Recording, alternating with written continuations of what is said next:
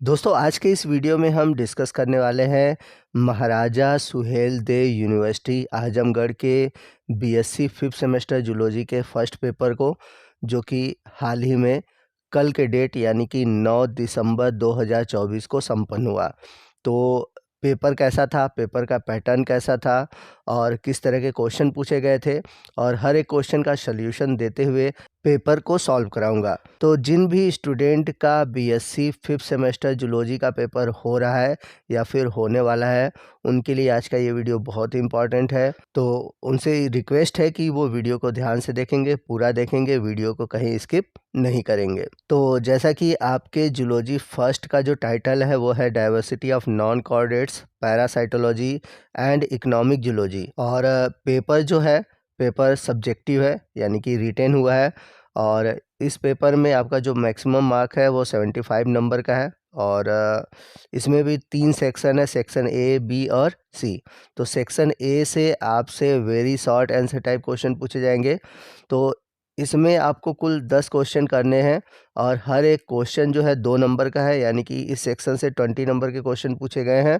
और क्वेश्चन का जो आंसर लिखना है आपको मैक्सिमम 50 वर्ड्स में लिखने हैं। तो चलते हैं क्वेश्चन की ओर। पहला क्वेश्चन है कप्पा पार्टिकल। तो यदि आपने पैरामीशियम में सेक्सुअल रिप्रोडक्शन पढ़ा होगा तो आपको पता होगा कि ये जो टॉपिक है कप्पा पार्टिकल पैरामीशियम के सेक्सुअल रिप्रोडक्शन से आधारित है। अब आपको कप्पा पार्टिकल में लिखना क्या है, यहाँ पे मैं शॉर्ट में आपको बताऊंगा क्योंकि very short answer type question है। और आप सभी को याद होगा कि जब मैं मॉडल पेपर प्रोवाइड कर रहा था तो उसमें ये क्वेश्चन दिया हुआ था। तो अगर हम बात करें कप्पा पार्टिकल की, तो सबसे पहले सोनेबॉर्न नामक साइंटिस्ट ने 1943 में एक साइटोप्लाज्मिक इनहेरिटेंस के बारे में बताया था, जो कि आपको पैरामीशियम के न्यूक्लियर जीन में देखने को मिलता है। तो जिन पैरामीशियम में आपको कप्पा पार्टिकल देखने को मिलता है वो होते हैं किलर स्ट्रेन, और जिनमें नहीं होता वो सेंसिटिव स्ट्रेन होते हैं। तो जो किलर स्ट्रेन होते हैं उसके अंदर एक टॉक्सिक सबस्टेंस बनता है जिसको हम बोलते हैं पैरामीशिन, और ये क्या कहता है कि जो सेंसिटिव पैरामीशियम है उनको किल करता है।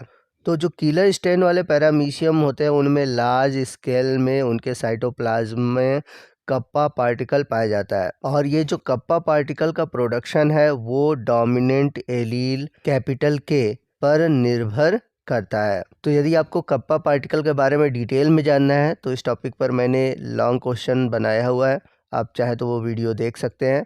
आपके फिफ्थ सेमेस्टर जूलॉजी हो या बॉटनी हो, इस टॉपिक से रिलेटेड हमारे चैनल पर वीडियो बने हुए हैं, आपके सिलेबस में जितने भी टॉपिक हैं। और यदि आप हमारे चैनल पर नए हैं तो आपके लिए हमारा चैनल पर प्लेलिस्ट दिया गया है, आप उस प्लेलिस्ट को देखें, आपको हर एक यूनिट से जितने भी टॉपिक हैं सभी टॉपिक मिल जाएंगे। चलते हैं अगले क्वेश्चन की ओर। अगला क्वेश्चन है अल्टरनेशन ऑफ जनरेशन, यानी कि पीढ़ी एकांतरण, या फिर हिंदी में इसे पीढ़ी का प्रत्यावर्तन भी कहते हैं। तो आइए समझते हैं कि अल्टरनेशन ऑफ जनरेशन होता क्या है। तो आप सभी को पता होगा कि चाहे वो हायर प्लांट हो या हायर एनिमल, सभी के जीवन चक्र में 2 स्टेज आते हैं। एक आता है सेक्सुअल फेज और दूसरा आता है एसेक्सुअल फेज। तो सेक्सुअल फेज क्या है, एसेक्सुअल फेज क्या है? तो सेक्सुअल फेज में बनते हैं गैमिट, ठीक है, इसलिए इस जनरेशन को हम बोलते हैं गैमिटोफाइट जनरेशन, और इसमें क्रोमोसोम संख्या जो होती है वो हैप्लॉइड होती है। वहीं जो एसेक्सुअल फेज होते हैं उनमें बनते हैं जर्म सेल, ठीक, और इनमें गुणसूत्र की संख्या जो होती है वो होती है डिप्लॉयड यानी कि 2n, और इसे हम बोलते हैं स्पोरोफाइट जनरेशन। तो किसी भी जंतु या पौधे के जीवन चक्र में गैमेटोफाइट स्टेज और स्पोरोफाइट स्टेज यानी कि हैप्लॉइड स्टेज और डिप्लॉयड स्टेज का एक के बाद एक आना कहलाता है अल्टरनेशन ऑफ जनरेशन। तो जैसा कि यहाँ पर आप फिगर में देख सकते हैं कि आप गैमेटोफाइट है, गैमेटोफाइट से गैमिट बन रहा है, गैमिट में फर्टिलाइजेशन हुआ, जाइगोट बना, जाइगोट से फिर स्पोरोफाइट बनता है। अब ये जो स्पोरोफाइट है इसमें मियोसिस होता है जिससे बनते हैं स्पोर, और स्पोर जो होते हैं हैप्लॉइड होते हैं और इससे बन जाता है गैमेटोफाइट। तो आप देख सकते हैं गैमेटोफाइट और स्पोरोफाइट अल्टरनेट एक के बाद एक आ रहे हैं, और यही कहलाता है अल्टरनेशन ऑफ जनरेशन। चलते हैं अगले क्वेश्चन की ओर। अगला क्वेश्चन है ब्लैडर वॉर्म। तो आप सभी ने टीनिया सोलियम जरूर पढ़ा होगा, यानी कि फीता कृमि के बारे में पढ़ा होगा। और अगर आपने फीता कृमि के लाइफ साइकिल को देखा होगा तो आपको पता होगा कि कुछ इस तरह का स्ट्रक्चर बनता है, जिसमें कि आपको नीचे ब्लैडर लाइक स्ट्रक्चर दिखाई देता है। तो टीनिया सोलियम के लाइफ साइकिल में जब लार्वा स्टेज देखेंगे तो कुछ इस तरह से ब्लैडर लाइक स्ट्रक्चर दिखाई देता है, इसलिए इसे बोला जाता है ब्लैडर वॉर्म। तो यहाँ पर आप देख सकते हैं कि लिखा हुआ है, it is a scientific name given to the young tapeworm larvae belonging to the genus Taenia. It is a small sac-like vessels resembling a bladder, hence it is also known as bladder worm. तो इसका जो formation होता है वो egg के development से होता है, और ये जो एक से ब्लैडर वर्म बनते हैं ये इंटरमीडिएट होस्ट के अंदर बनते हैं, कुछ इस तरह से दिखाई देते हैं जैसा कि मैंने आपको फिगर में दिखाया था। तो अगर आपको डिटेल में इसके बारे में पढ़ना है तो इस टॉपिक से रिलेटेड वीडियो बना हुआ है, आप हमारे चैनल के प्लेलिस्ट में जाकर उसे देख सकते हैं। इसके बाद अगला क्वेश्चन है मेडिसिनल यूजेस ऑफ लीच। तो जोक का औषधीय उपयोग आपको बताना है। तो आपको बता दें कि जो लीच है, जिसे हम जोक के नाम से जानते हैं, इसके द्वारा जो मेडिसिनल यूजेस हैं, यानी कि लीच द्वारा बहुत सारे थेरेपी दिए जाते हैं, और ये थेरेपी आज का नहीं है, ये लगभग 2500 साल पुराना है। ठीक है, तो लीच के द्वारा जो है स्किन डिजीज़ है, या फिर पेन रिलीफ है, या फिर हमारे बॉडी के जो ब्लड सर्कुलेशन है उनको इम्प्रूव करना है, या फिर हमारे शरीर में टॉक्सिक सब्सटेंस बने हुए हैं तो हमारे शरीर को अगर डिटॉक्सिफाई करना है तो उसके लिए हम जोक का यूज़ करते हैं। ये क्या करता है, हमारे बॉडी से जुड़कर उस पार्ट से रिलेटेड जितने भी डिटॉक्सिक मतलब जो टॉक्सिक सब्सटेंस है उनको सक करता है, और इस वजह से ये बड़ा ही इम्पॉर्टेंट है। तो इस टॉपिक से रिलेटेड आपको लिखना क्या है वो सभी चीज़ें मैंने आपको स्क्रीन पर प्रोवाइड कर दी है, तो आप ये सभी टॉपिक देख सकते हैं, और अगर इस तरह का क्वेश्चन आता है तो ये सभी टॉपिक आप उसमें लिख सकते हैं। चलते हैं अगले क्वेश्चन की, और अगला क्वेश्चन है स्टैटोसिस्ट। तो आपके सिलेबस में एक टॉपिक है पाइला। तो आप सभी ने पाइला पढ़ा होगा, तो आपको बता दें कि पाइला में आपको टेंटिकल्स, स्टैटोसिस, ऑस्फेरिडियम और आई, ये सभी सेंस ऑर्गन्स के रूप में दिखाई देते हैं। तो यहाँ पर हम बात करते हैं स्टैटोसिस्ट की। Pila has a pair of statocyst. तो पाइला में आपको एक पेयर स्टैटोसिस्ट दिखाई देता है, which is embedded in a pith near the pedal ganglion of its side. तो जो पाइला का पेडल गैंग्लियन है, जो कि नीचे की तरफ एक तरह से तैरने में जो सहायता करता है, उसी रीजन में आपको स्टैटोसिस्ट देखने को मिलता है। ये एक प्रकार का सेंसरी ऑर्गन्स है, और ये क्या करता है कि बॉडी के बैलेंस और ओरिएंटेशन को कंट्रोल करता है। चलते हैं अगले क्वेश्चन की, और अगला क्वेश्चन है एबस्कॉन्डिंग इन हनी बी, यानी कि मधुमक्खी में फरार प्रक्रिया आपको बतानी है। तो बड़ा ही इंटरेस्टिंग क्वेश्चन है, मधुमक्खी में फरार प्रक्रिया क्या है आइए समझते हैं। तो एबस्कॉन्डिंग ऑफ हनी बी होता क्या है, तो जब एक मधुमक्खी कॉलोनी अपना छत्ता छोड़ देती है और एक नया घर ढूंढती है, तो उस केस में होता क्या है कि रानी सहित पूरी कॉलोनी को अपने साथ ले जाती है, और यह झुंड में रहने से अलग है। यहाँ केवल रानी और कुछ वयस्क मधुमक्खियाँ ही छत्ते को छोड़ती हैं। तो जो रानी मधुमक्खी है या फिर कुछ जो वयस्क मधुमक्खियाँ हैं वो ये छत्तों को क्यों छोड़ती है, इसका कई रीज़न हो सकता है, जैसे कि पर्यावरण की स्थिति, जैसे पर्यावरण में बहुत अधिक गर्मी हो, पानी की कमी हो, ठीक है, खाने की कमी हो, या फिर जो शिकारी हैं मधुमक्खी के आसपास अधिक हों, या फिर ऐसा भी हो सकता है कि मधुमक्खी के पास संसाधनों की कमी हो गई हो, परागकण नहीं मिल पा रहे हो, पानी नहीं मिल पा रहे हो, या फिर ऐसा भी हो सकता है कि छत्ते में पानी घुस गया होगा या तापमान अधिक हो गया होगा। तो कई रीज़न हो सकते हैं, और इसी रीज़न से जो होता है मधुमक्खी में एबस्कॉन्डिंग होती है। आइए चलते हैं अगले क्वेश्चन की ओर। अगला क्वेश्चन 7वां है मेजर कार्प्स। मेजर कार्प्स क्या होते हैं, तो आपको बता दें कि मेजर कार्प जो है एक प्रकार के मछलियों का समूह है, जो कि जो फ्रेश वाटर है उसमें कल्चर किए जाते हैं, जो कि पीसी कल्चर के अंतर्गत आता है। और इसमें बता दें कि आपको 3 कार्प है, यानी कि 3 तरह की मछलियां हैं, कैटला, दूसरा है रोहू, लेबियोरोहिता, और मृंगल, और ये सभी भारत के जो नॉर्थ रीजन है वहाँ पर पाए जाते हैं। इसके अलावा ये पाकिस्तान, बांग्लादेश, नेपाल और बर्मा में भी देखने को मिलते हैं और इन्हें भारत से दूसरे देशों में भी आयात किया जाता है। अब चलते हैं अगले क्वेश्चन की ओर। 8वां क्वेश्चन है कोकून। तो आप सभी ने सेरीकल्चर पढ़ा होगा, तो सेरीकल्चर में आपको कोकून के बारे में देखने को मिला होगा। तो कोकून है क्या? ये एक प्रकार का नेचुरल सिल्क है जो कि सिल्क वॉर्म के लार्वा से तैयार किया जाता है। और ये जो कोकून का फॉर्मेशन होता है ये सिल्क वॉर्म के एक ग्लैंड, जिसको सिल्क ग्लैंड या फिर स्लाइवरी ग्लैंड बोलते हैं, उसके सिक्रेशन के थ्रू होता है। तो सिल्क ग्लैंड से निकलने वाले थ्रेड लाइक स्ट्रक्चर यानी कि धागे नुमा संरचना होती है जो कि क्या कहते हैं कि इसके लार्वा को चारों तरफ से कवर कर लेती है। ठीक है, और इसी थ्रेड लाइक स्ट्रक्चर को यानी कि इसी कोकून का यूज़ करके फॉर्मेशन किया जाता है सिल्क का। चलते हैं अगले क्वेश्चन की ओर। अगला क्वेश्चन है प्रोपोलिस।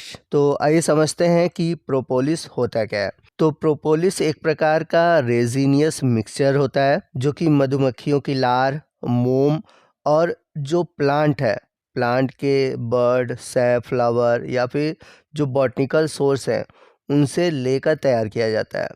अब इस प्रोपोलिस का यूज़ कहाँ होता है? इस प्रोपोलिस का यूज़ होता है जो छत्ते में अनवांटेड ओपन स्पेस है, यानी कि छत्ते में जो खुले हुए छेद वेद हैं उनको फिल करने के लिए प्रोपोलिस का यूज़ किया जाता है।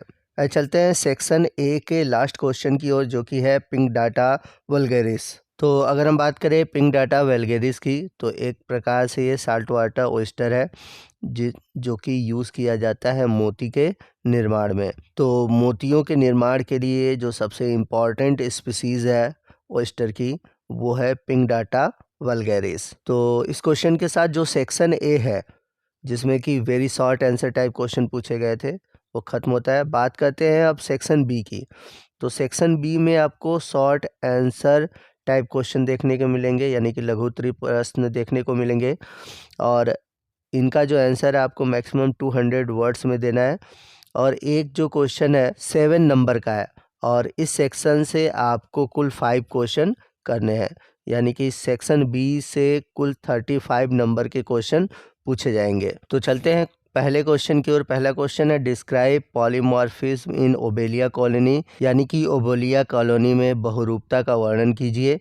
Explain structure of Obelia medusa with diagram, और चित्र सहित ओबेलिया के मेड्यूसा की संरचना बताइए।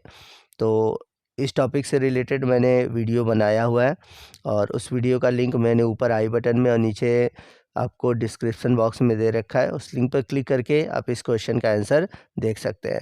तो आने वाले जितने भी क्वेश्चन है, चाहे वो शॉर्ट टाइप है चाहे लॉन्ग टाइप है, सभी क्वेश्चन के आंसर आपको डिस्क्रिप्शन बॉक्स में और आई बटन में जो है वो मिल जाएंगे। आप वहाँ पर आंसर देख सकते हैं क्योंकि हर एक क्वेश्चन को एक ही वीडियो में एक्सप्लेन कर पाना इम्पॉसिबल है।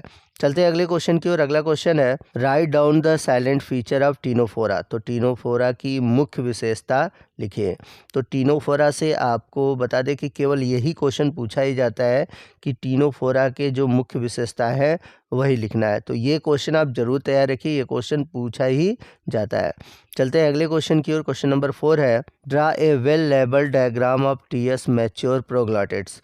तो ये जो टॉपिक है ये आपको टीनिया सोलियम से देखने को मिलेगा। तो टीनिया सोलियम के जो मैच्योर प्रोग्लॉटिड्स है उसका केवल स्वच्छ नामांकित चित्र बनाना है, और चित्र ही नहीं बनाना है, उसको लेबलिंग भी करना है, यानी कि उसके हर एक पार्ट को लिखना भी है। अगला है डिस्कस डुअल रिस्पायरेशन ऑफ पाइला। तो पाइला के जो दोहरा श्वसन तंत्र है, यानी कि पानी में किस तरह से वो सांस लेता है, ज़मीन पे जब रहता है तो वो किस तरह से सांस लेता है, इनके बारे में आपको बताना है। चलते हैं अगले क्वेश्चन की ओर। क्वेश्चन नंबर 6 है what are exotic fishes, give suitable example. तो विदेशी मछलियाँ क्या है, उपयुक्त उदाहरण दीजिए। अगला क्वेश्चन है describe the social organisation in honeybee. तो मधुमक्खी में जो सामाजिक संगठन है उस पर आपको चर्चा करनी है, उसके बारे में लिखना है। क्वेश्चन नंबर 8 जिसमें कि शॉर्ट नोट लिखने हैं, जैसे कि पहला क्वेश्चन है फिश पॉन्ड या कि मछली का तालाब, उसके अलावा कंपोजिट फिश कल्चर, मिश्रित मछली पालन। क्वेश्चन नंबर 9 है discuss the life cycle and control of gundhi bug. तो आपको गंधी बग के जीवन चक्र और नियंत्रण पर लिखना है। ठीक है, तो इस टॉपिक से रिलेटेड मैंने वीडियो बनाया हुआ है। अगर आप हमारे चैनल से जुड़े हैं तो आपको पता होगा कि इस टॉपिक से रिलेटेड वीडियो है, तो आप ज़रूर ये वीडियो देखिएगा। और ये बहुत ही इम्पॉर्टेंट टॉपिक है, अक्सर ये क्वेश्चन पूछा जाता है। तो गंधी बग का लाइफ साइकिल, इसका कंट्रोल, कैसे ये इन्फेक्शन फैलाता है, ये सभी बहुत इंपॉर्टेंट टॉपिक है। आइए चलते हैं सेक्शन सी की ओर, जिससे कि लॉन्ग क्वेश्चन पूछे जाएंगे। और इस सेक्शन से आपको केवल 2 ही क्वेश्चन करने हैं। एक क्वेश्चन 10 नंबर का है, यानी कि इस सेक्शन से आपके कुल 20 नंबर के क्वेश्चन बनेंगे। और हर एक क्वेश्चन का जो आंसर आपको देना है 500 वर्ड्स में देने हैं। तो क्वेश्चन नंबर 10 है, describe conjugation process of paramecium in detail, also compare it with cytogamy and hemimixis. तो पैरामीशियम की जो कंजुगेशन प्रक्रिया है उसका विस्तार से वर्णन करना है और इसकी तुलना करनी है साइटोगैमी से और हेमीमिक्सिस से। अगला क्वेश्चन है, व्हाट इज सेरीकल्चर, यानी कि रेशम उत्पादन क्या है। Explain method of sericulture and economic importance of silk, यानी कि रेशम उत्पादन की विधि और रेशम के जो आर्थिक महत्व है उसके बारे में आपको समझाना है। अगला क्वेश्चन है question number 12, explain fish breeding इन डिटेल। तो मछली प्रजनन के बारे में डिटेल से बताना है। Describe hypophysation and its method in detail. तो हाइपोफिजेशन के बारे में आपको डिटेल से बताना है। तो हाइपोफिजेशन होता क्या है, आप हमें कमेंट करके बता सकते हैं। चलते हैं अगले क्वेश्चन की ओर। क्वेश्चन नंबर 13 है, एक्सप्लेन एनी टू इन डिटेल। तो किन्हीं 2 के बारे में डिटेल से आपको बताना है। तो पहला है अपेंडिजेज ऑफ प्राण, यानी कि झींगा मछली के जो उपांग है, खासकर माउथ पार्ट के बारे में ज़्यादा पूछा जाता है, तो ये टॉपिक इम्पॉर्टेंट है। बी है सेल ऑफ पाइला, तो पाइला का जो कवच है उसके बारे में बताना है। और लास्ट है लाइफ साइकिल ऑफ क्यूलेक्स, यानी कि क्यूलेक्स जो मच्छर है उसका जीवन चक्र। तो दोस्तों इसी के साथ हमारा आज का ये जो वीडियो है वो ख़त्म होता है। आई होप आपको वीडियो अच्छा लगा होगा। अगर वीडियो अच्छा लगा होगा तो प्लीज़ वीडियो को लाइक करिएगा, अपने दोस्तों में शेयर कीजिएगा। और कोई भी डाउट है तो आप हमसे कमेंट करके पूछ सकते हैं। तो मिलते हैं अगले वीडियो में अगले टॉपिक के साथ। तब तक के लिए जय हिंद, जय भारत।